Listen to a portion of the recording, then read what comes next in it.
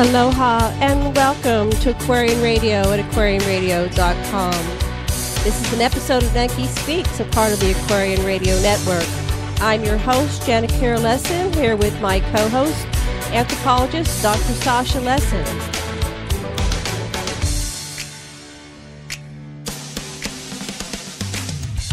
Our program today is called Yahweh's Matrix Hides the fact that our makers wanted us to surpass them. And here is my co-host, Dr. Sasha Lesson. The Anunnaki geneticists from the planet Nibiru are the ones that created us. 300,000 years ago, they adapted their genome, their Homo sapiens, to Earth. They added a bit of copper, some clay, and a few Homo erectus genes to make us. And Homo erectus was an advanced hominoid that had already been placed on the planet well before the Anunnaki ever arrived. The Anunnaki wanted us to create a higher civilization than the one they came from. Particularly the geneticists were disgusted with the excesses of their own civilization back on Nibiru. They came from Nibiru, which was ruled by a king who had an absolute military dictatorship, and they only got that after a nuclear war that almost killed everybody on the planet. It led to a lot of infertility. And on Nibiru, it was a really tough patriarchy. Only the men ruled. The brilliant genetics team, the father Enki, his son Ningishita, and Enki's sister Nimma, they used mainly Ningishita's sperm and the mitochondrial DNA of Nimma and Enki's wife Damkina in creating us. Now, Enki is a Nibiruan. His cohorts on the expedition are all like 9 to 12 feet tall people. They're just like us in many ways, but they lived lots longer, and of course they were way taller. Enki ran the science for the gold mining expedition from the planet Nibiru to Earth. On Earth, his job was supervising the mining and shipping what was mined in the south of Africa up to the Persian Gulf, where it was then lofted off to Mars and ultimately lofted to the planet Nibiru. Enki was supposedly in charge of all this mining, but he left the mines to his vizier, a guy named Ennugi. Enki went north. He went to the Great Rift Valley in southeast Africa. He was fascinated by something he found there. In the Rift Valley, he wanted to study an intelligent, fire-using hominoid. That's that Homo erectus. And Homo erectus is the ancestor of modern Neanderthals, which we know as Sasquatch, Bigfoot, and Alma. Enki wanted to adapt the Nibiruan genome so Nibiruans could thrive on Earth, even if the gold they had mined there didn't save their home planet. Enki knew the expedition commander Enlil never thought ahead and would oppose anything that he would suggest. Enlil knew nothing of science and always tried to kill anything that Enki tried. But if Enki could engineer a situation that would appeal to their father, Anu, he might create adapted humans here even when Enlil tried to stop the project. Erectus reasoned, freed animals from traps. He communicated telepathically rather than speak. Erectus thought... Enki thought that Erectus, one, had evolved on Earth from genetic building blocks. Nibiru gave Earth when Nibiru invaded the solar system. Or 2, devolved from Homo sapien colonists on Earth long before 450,000 years ago. Or 3, evolved from humanoids, terraformers, planted on Earth. Erectus, Enki reasoned, would evolve in a few million years into Homo sapiens if they had been left on their own. And he built a lab in Zimbabwe to see if Erectus's genes could help adapt the Nibiruan genome to the Earth. Now, to make his plan work, Enki had the miners mutiny. That would give him an excuse to create these adapted slaves. Now, the miners were griping that boss Ennugi was overworking them in the mines. Ennugi messaged Enki in Zimbabwe, but Zimbabwe said, "Yeah, well, I sympathize with these miners. They have a hard life." And then Enki went to the miners, and with the miners, he said, "Let's shrink the gold shipments. We'll lure Enlil to the mines, and then we'll trap him. Yeah. Now, Enki's plan was to save Enlil from the miners that he set up in the first place, and at the same time free the miners who were volunteers from Nibiru and didn't want to work in the mines at the same time. All Enlil needed to do was to let him and Chief Medical Officer Nimma, and helped with Enki's son Ningishita, engineer Earth-adapted miners. Well, when the miners cut the gold to Badibara, that's where they mined it up in the Persian Gulf, Enlil, the boss, sent his son, his champion, Ninurta, to investigate. Miners were, quoting, backbiting and lamenting in the excavations they were grumbling. Unbearable is the toil. Call Enlil to the mines, Enki told Ninurta. Let the commander see how the miners suffer. When Enlil and his vizier, Nusku, arrived, let us unnerve Enlil, mine-working heroes shouted. Of the heavy work, let him relieve us. Let us proclaim war. With hostilities, let us gain relief. To their tools they set fire. They set fire to their axes. They held a Nugi hostage, and with tools as torches surrounded the house that Enlil occupied. Enlil beamed King Anu back on the planet Nibiru and told him to shuttle to Earth and shoot the miners' leader and their leaders and their instigator, and he was implying shoot Enki, his brother. But the miners wouldn't tell Ninurta who led or incited them, and Anu messaged back that he felt for the miners. Ninurta asked Anu to send new miners from Nibiru. Oh, and notice that Enki's, the way he set this up, they are not really threatening Enlil's life, in Enki's opinion. But in Enlil and his son's opinion, they are being threatened. So there's two different perceptions about what happens here. In any case, Enki entered the house where Enlil and Ninurta stood, and they had their weapons at ready. Enki told them, look, let's create a Lulu. That was their word. A Lulu. Let's make a Lulu, a primitive worker, the hardship to take over. Let the being, the toil of the Anunnaki, carry on his back. The being that we need, it already exists. All we have to do is put the mark of our essence, our genes on it. Thereby, a Lulu, a primitive worker, shall be created. Well, Enki showed Erectus to Enlil and Ninurta, and he said, Ningishita, my son, their fashioning essence, DNA structure, has tested. Akin to ours is their DNA. Like two serpents it entwines. With our life essence shall be combined. Our mark upon them shall be, a primitive worker shall be created. Our commands will he understand. Our tools he will handle. The toil in the excavations he will perform. To the Anunnaki in the Abzu, Africa, relief shall come. Enlil objected, don't create slaves. Slavery has from the Nibiru long been ended.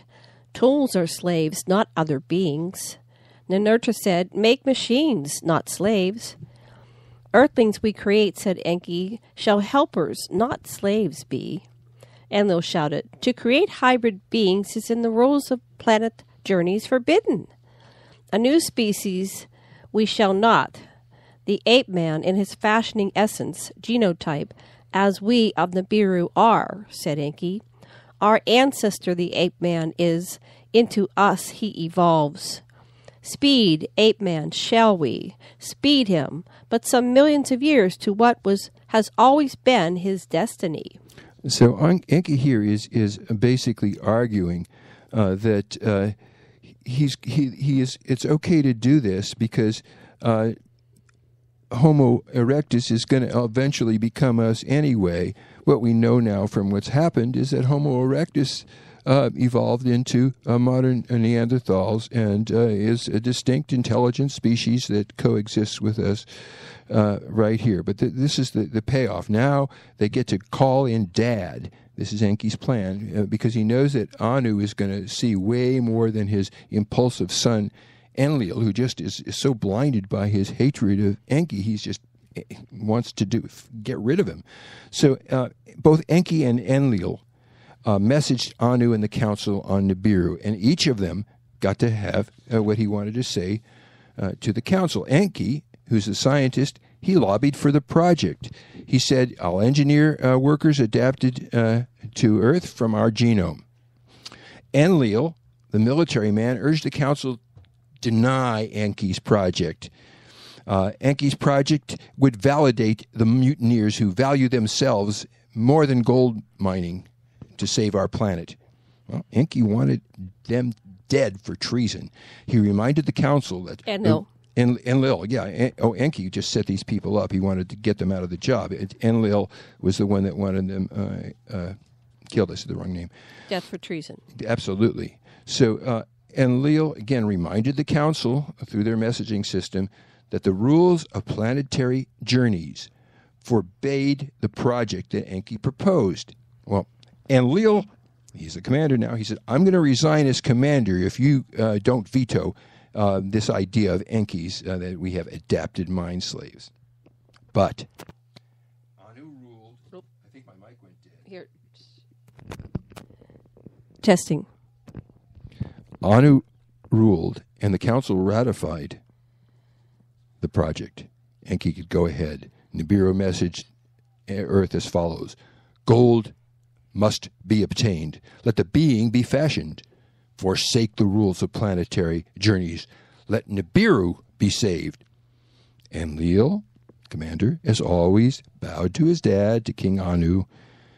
Incidentally, Enlil forgot he said he'd quit command if Enki got to make the adapted Earthlings. In the laboratory Enki had built in Zimbabwe for their work, Enki, Nima, and Nigashita experimented, and they spliced genes into their genome. They extracted the Anunnaki genome from Nigashita's blood. They created combinations of his genome and the genome of Erectus with other creatures. And they were creatures such as centaurs and griffins, cyclops, minotaurs, chimeras, merpeople, merfolk. Enki and Nigashita serviced Erectus women, but failed to impregnate them. So the two men gathered their own seed and put it in test tubes that held Erectus ova, and they fertilized hybrid zygotes developed from the sperm in the test tubes. Nima implanted those zygotes surgically into Erectus women. The first babies born of the women lacked vision, hand dexterity, or internal functioning. And so to beat these defects, she grew the next hybrid zygote in a copper and clay vessel instead of a test tube. But this zygote grew into a child who couldn't talk. So that was one of the first. They did a lot of experiments, and for some reason she thought mixing it in the clay and copper would work, and it did. It was better. And so we, ended up having DNA from the Earth. That's right. Next, and this is really important. They gave this whole making of this first child that is now going to take place a very, very spiritual dimension. Enki and Nima and Ningashita chant, and they chant to awaken the spirit of the child that's going to be created. And the quote is, "In the clay vessel, the admixture they made. The ovum of an earth female with Anunnaki male essence they put together. The fertilized egg into the womb of Nimma by Enki was inserted. There was conception. Then, to a male child, Nimma, birth was giving. Enki the boy held in his hands. The image of perfection was this boy. Enki slapped the boy on his hind parts, and the boy uttered proper sounds. He handed the newborn to Nimma. My hands had made it, victoriously she shouted. Once Nimma had a Damu, the prototype for the primitive worker, she messaged the med center at Surpass. She said she needed 7 doctors to volunteer their wombs for a Damu's offspring. His essence alone as a mold shall be. Nimma told these volunteers they'd have to breastfeed and bond with the children they would bear, so the children learned emotional responsiveness, language, and intelligent thought. The doctors swore that they would love and support the babies they would bear. In 7 vessels of the clay of Absu made Nimma ovals, zygotes, which Nigashita's and Enki's sperm fertilized, are the 2-legged females placed. The life essences of Adamu she extracted bit by bit in the vessels it inserted. Then in the male part of Adamu an incision she made, a drop of blood to let out. Let this a sign of life be, that flesh and soul have combined, let it forever proclaim.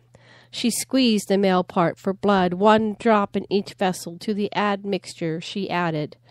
In this clay's admixture, earthling with Anunnaki shall be bound. To a unity shall the 2 essences, one of earth, one of heaven, together be brought. In the wombs of the birth-giving heroines, the fertilized ovals were inserted. Nimma and Enki bound us genetically to the end of days, so both the flesh image and the soul likeness of the gods imprinted us in a kinship of blood that could never be severed, a blood and soul alliance instantiated by the creator gods, an alliance and binding in which the whole human race is included, flowing naturally and evolving of its own momentum. The DNA of the creator gods is in us, that of Enki, Nimma, and Nigashita, and that of their parents, Anu and Antu. This alliance is one that, no matter what, cannot be broken. Nimma cut Adamu's 7 healthy boys from their wombs. To create a female, Nigashita placed a zygote made with Adamu's blood in Damkina, Enki's wife. She's our ancestor. So our ancestress, Tiamat, carried Damkina's mitochondrial DNA as well. The Anunnaki geneticists realized the artificially inseminated ovum had to be inserted into the uterus of an Anunnaki woman, then carried, then birthed, then suckled, and most importantly, reared also by her. When the zygote grew to a viable female fetus, Nimma excised her from Damkina, and she named the hybrid Tiamat, which means mother of life. Tiamat was a sandy blonde with blue eyes.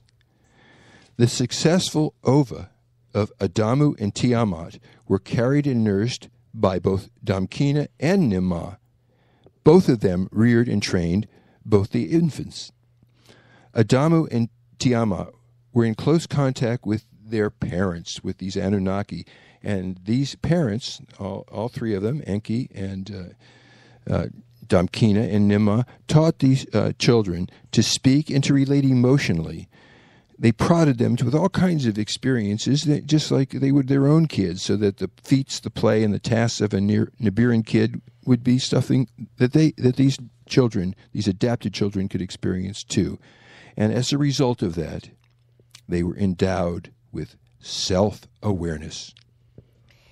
Nigashita put ova from Tiamat into 7 test tubes. Then he planted the 7 ova in the same doctors who had borne the hybrid males. All the surrogate mothers carried female hybrids, which Nigashita removed surgically. But after at least 27 pairs of clones, Nigashita told the doctors he needed their wombs again. Nimma objected. For my heroines too burdensome as bearing more earthlings, too few are the heroines to bear numbers enough to work the mines. So Enki brought Adamu and Tiamat to the Eden. He left the 7 female and 8 male hybrids that were made from Adamu's and Tiamat's gametes together in an enclosure at his African lab. They copulated often, but the females did not conceive. So he's taken the original pair, and he's brought them to this place in Iraq, near Basara, and left the other ones down there in Africa so that to see what they would do. Well, so you said there's 27 pairs of clones, and then you have only 15. So Anyway, you said they were 27 pairs of clones, and he left 7 female and 8 female. He probably left all 27 except for the original 2. Okay, so this is a really interesting thing that's happening. So I've got more than one source here. one source, Sitchin, is saying it's 15. My other source, who also goes to the primary Sumerian, is Chris Hardy, and she says this other number, 27. So lots. It was lots. Lots of kids were left behind, but the original 2, Adamu and Tiamat, which we know as Adam and Eve, went to the Eden. Okay, back to you. So while all this is happening, and there's not enough of these new adapted supposed to be workers to take place of the Nibiruans who are working the mines, and they're getting agitated. And they said they're going to mutiny pretty soon, really mutiny, not just the Enki's pretend mutiny, if they don't get slaves to take their place. So under pressure at the men's center back in Iraq, at Surpass, Ningishita carefully compared the genes of the Nibiruans and the genes from Adamu and Tiamat. And we know that from later Sumerian work that they definitely had microscopes. Ningishita found the genes for reproduction. He's the one that discovered it. The Nibiruan females, he found, had a recessive XY chromosomal allele, an alternate chromosome, in their genotype. But Tiamat and only had XX, so she only had she didn't have the female reproductive chromosomal allele, and so he's going to fix that. So then at Enki's palace in Iraq, in Eridu, it's called near where Basara is, Ningishita worked in secret, and in secret he made Adamu and Tiamat breedable. He gave her the XY. Now, what's underneath all this is Enki, Nimma, and Ningishita were not satisfied until they came up with a human couple who could be a match for their own minds and culture, and more than a match, who showed the same mental, emotional, and artistic potentials and abilities to learn and master scientific data and technologies that they themselves had. This genetics team wanted the new humanity to know everything about their origin.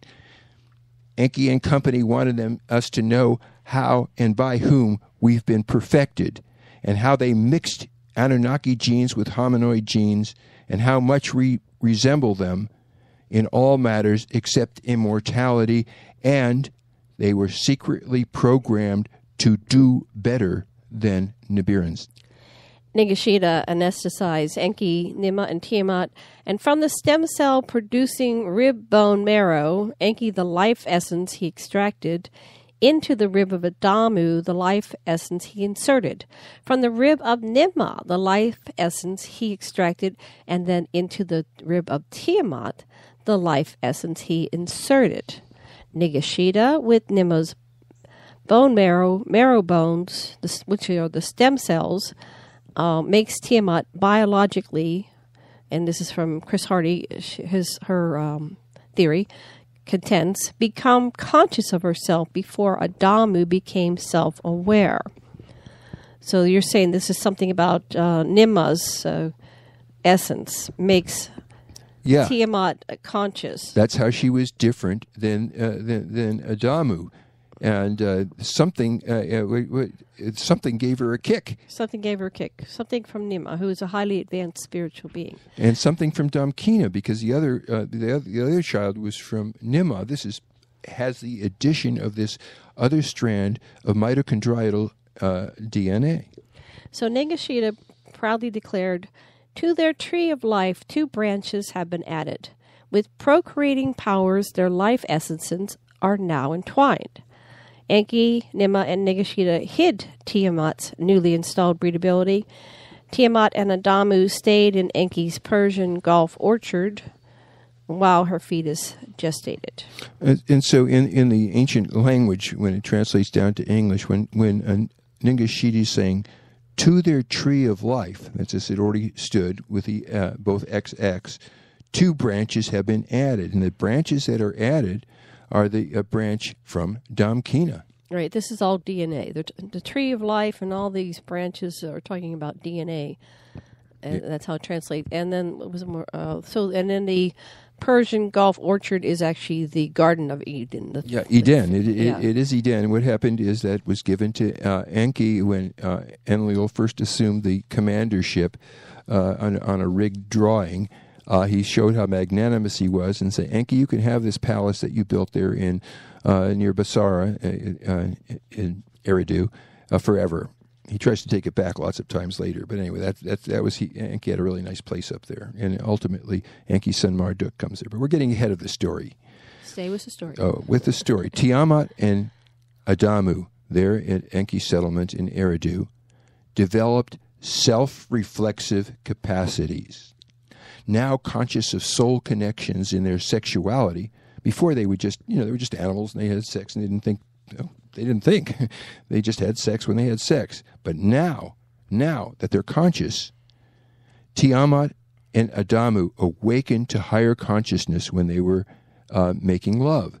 They discovered bliss in their sexuality.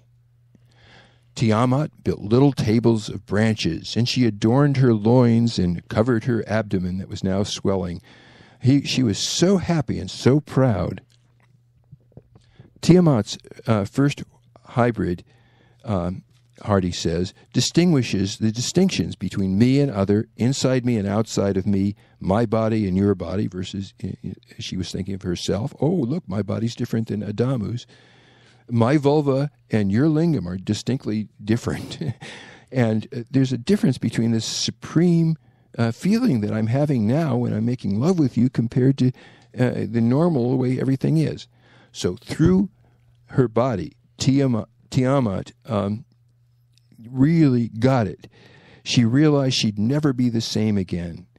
In joy, Tiamat adorned her body, especially the part that gave her this mind-blowing, blissful, and ecstatic experience. In absolute joy and bliss did she adorn herself. With pride and intelligence, her new mental acuity, she distinguished and singularized her newly felt body and vulva. In exultation, she adorned herself.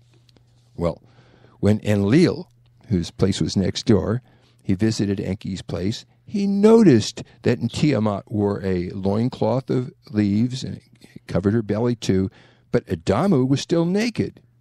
Well, Tiamat, proud of herself, spoke up and showed the commander, I'm Tiamat, look what I made. Well, Enlil wouldn't respond to this creature. That's how he regarded her. He made Enki explain. Enki confessed. Yes, Tiamat was pregnant, and she was going to breed. Well, Enlil roared at him. The last bit of our life essence to these creatures you've given to be like us in procreation knowing. Perchance our life cycles of millions of years you're going to bestow on them too. Well, Enki's team had exceeded Enlil's okay to just clone mind slaves in test tubes or with surrogate Nibiruan mothers.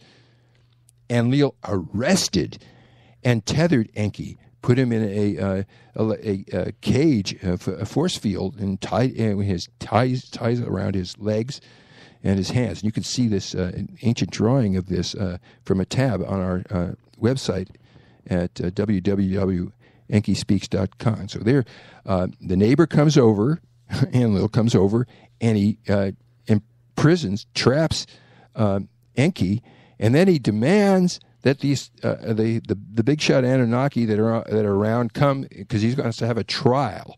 He wants 9 who judge to sentence Enki for insubordination. Well, when the assembly came, they didn't go for this bullshit, and they ordered Enki untied. I just wanted to comment on this. When Tiamat developed her consciousness opening, became self-aware through her sexuality. This is Tantra. Tantra is lovemaking to the point where you have this sexual bliss and unity consciousness experiment and moving beyond your skin-encapsulated self-sense to the awareness of the apparent other, of more than yourself and the entire universe, and so you feel your oneness. So this can happen in your life. Those who are listening to this, it's a difference between just having sex and making love tantrically. It's a conscious way of opening up yourself to the source and higher awareness. Well, having immersed myself in this material all these years and reading between the lines, it's clear to me that the Anunnaki were very free with having sexuality, and they love to make children and so forth. And so that one of the things that you can bet, I'm sure, that Damkina and Nimma instructed Tiamat on how to have this happen. That was part of the training of every Nibiran girl, and it was part of what they taught. They treated Tiamat. I mean, she was their girl. They taught her everything.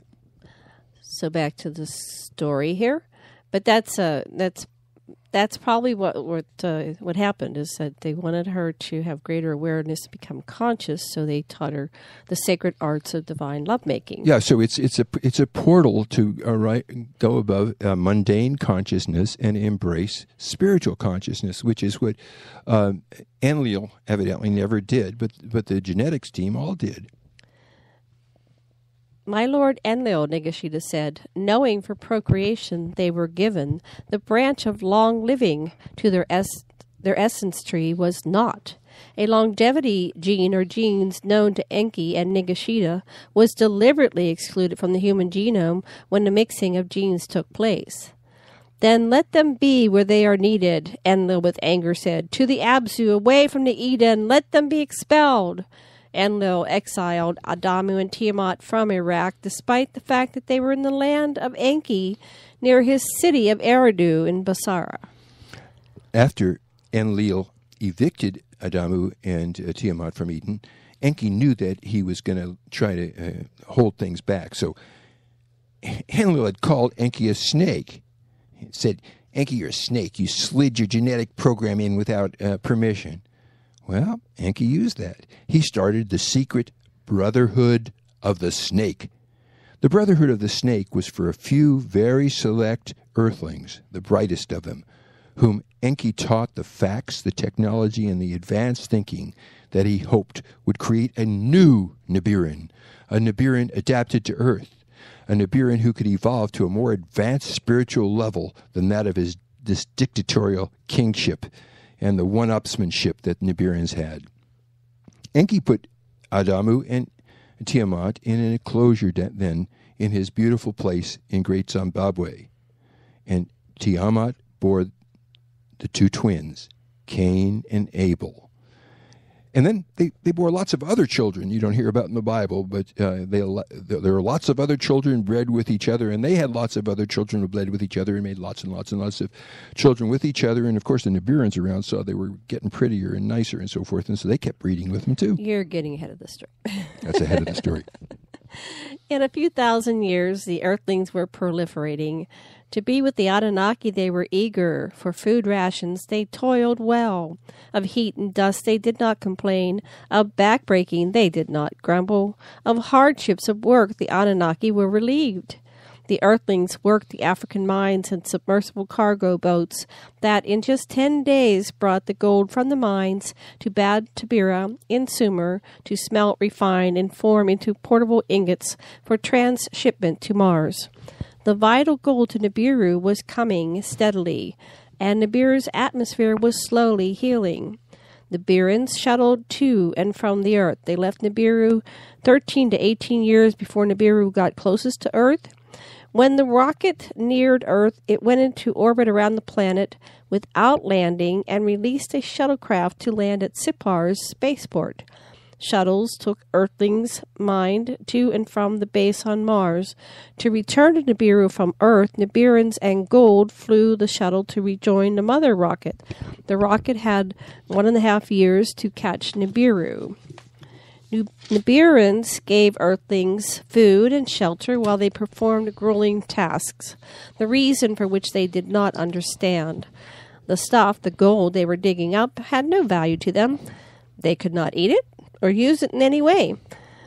They probably thought the gods are crazy. The Nibiran royals, their staff, and the astronaut corps needed a steady stream of fresh laborers for projects.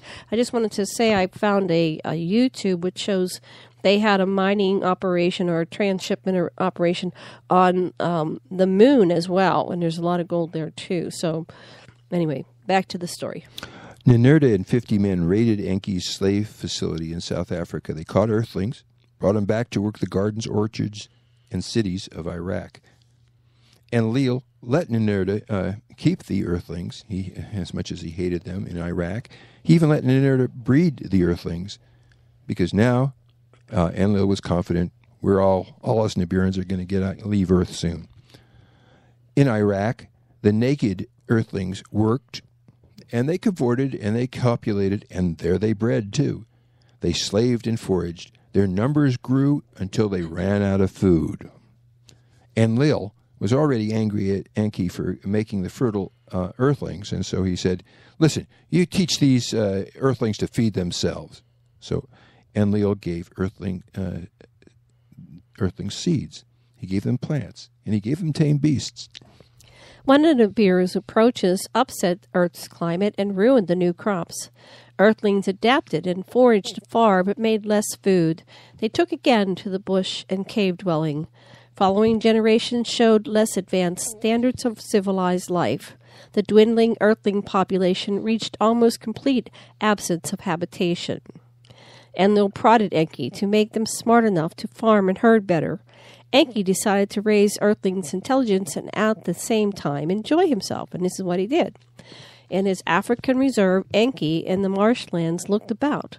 With him was Ismud, his vizier, who kept his secrets. On the river's bank, he noticed frolicking Earthlings. There were 2 females among them that were wild with beauty, firm were their breasts. Their sight the phalanx of Enki caused to water, a burning desire he had. A young one to him Enki called.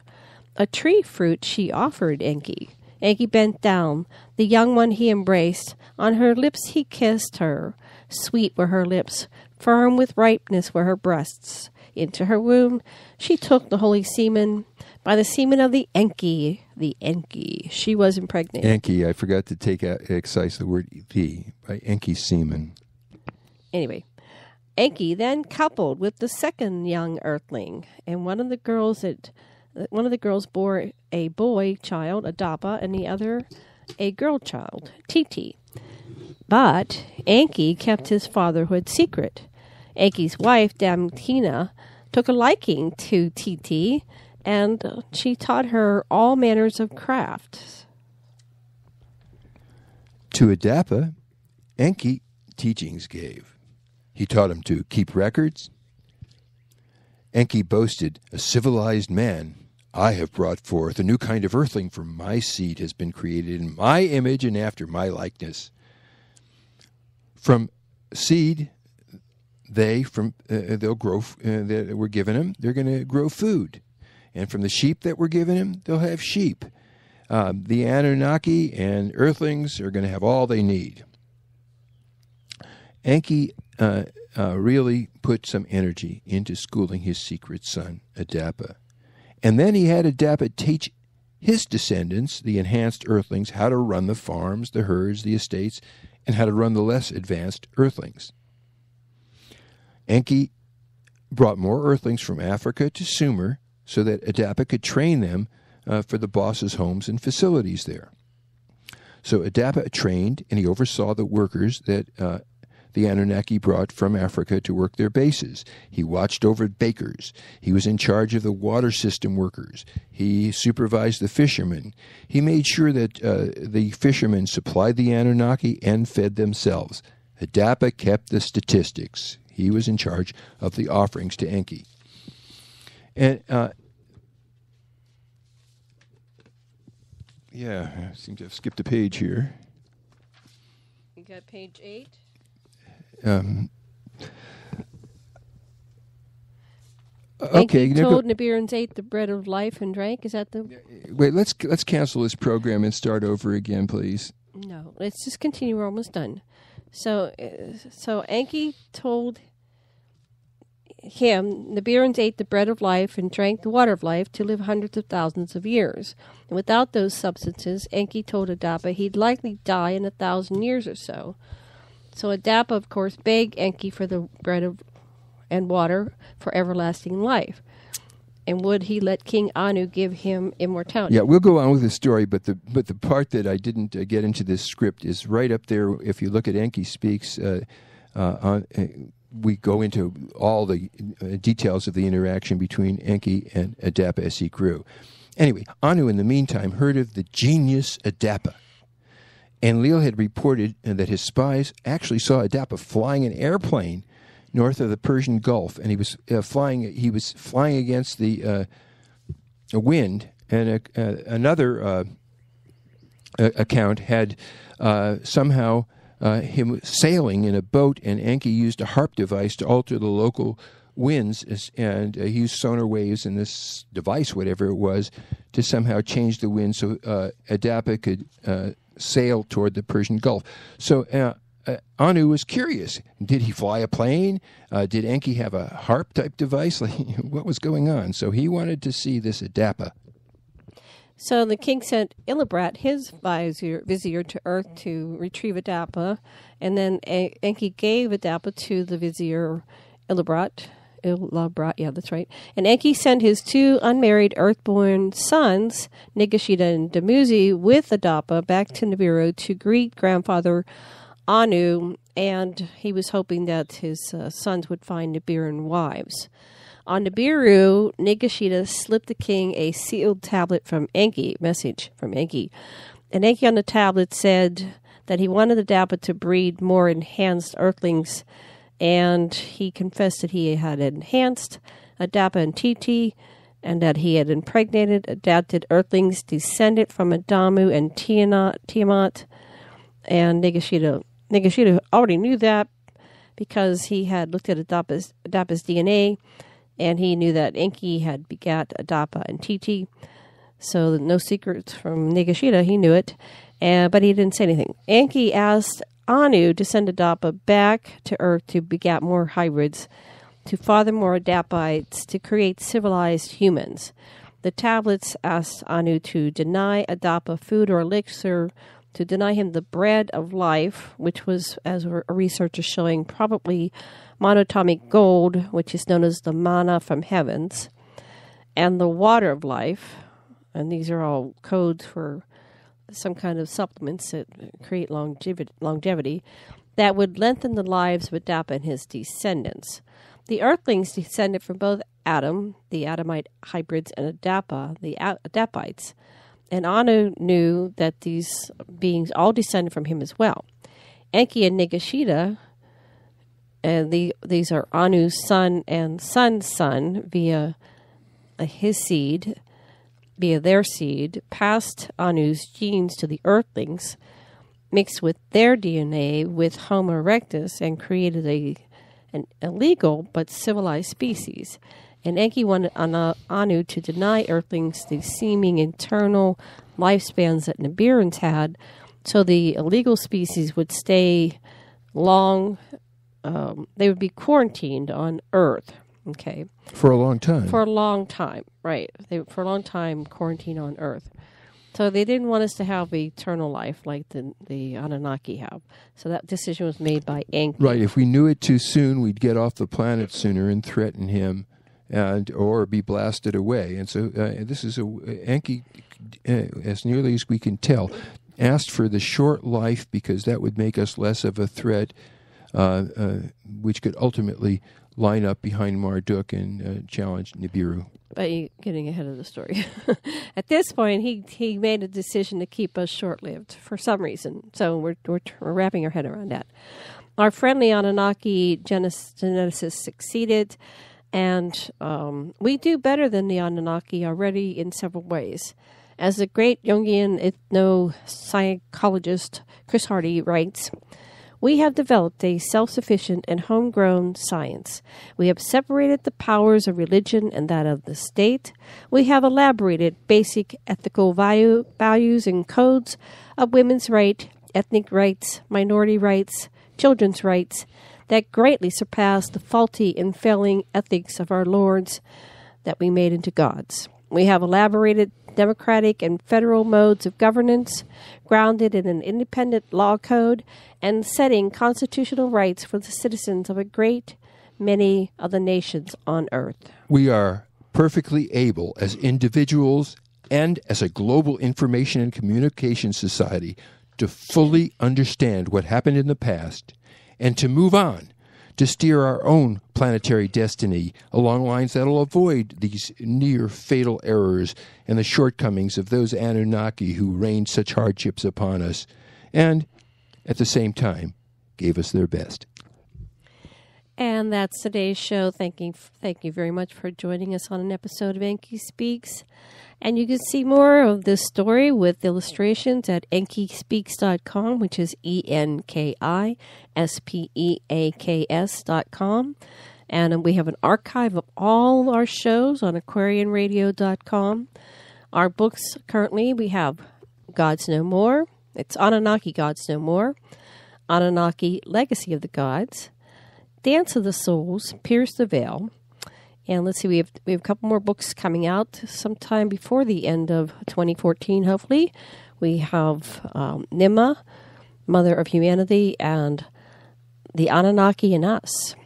So thank you very much for listening to us at Aquarian Radio. This has been your host, Janikir Lesson, and Dr. Sasha Lesson. Thank you for listening. Broadcasting live from Maui, Hawaii. Aloha.